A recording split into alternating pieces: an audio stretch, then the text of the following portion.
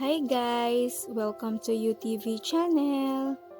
Naramdaman mo na bang parang nahuhulog ka habang natutulog? It is because your brain sent a shock.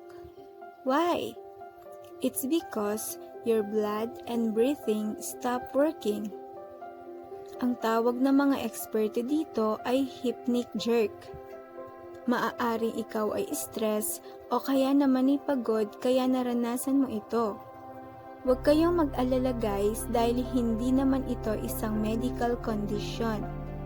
Kailangan lang natin mapangalagaan ng mabuti ang ating isip at katawan. So kung nagising ka na parang ikaw ay nahuhulog, it simply means muntik ka nang mamatay and your brain save you.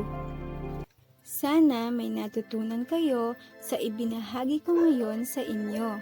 Huwag niyo rin kakalimutang mag-subscribe at pindutin ang bell button para ma-notify kayo kung meron akong bagong upload na video.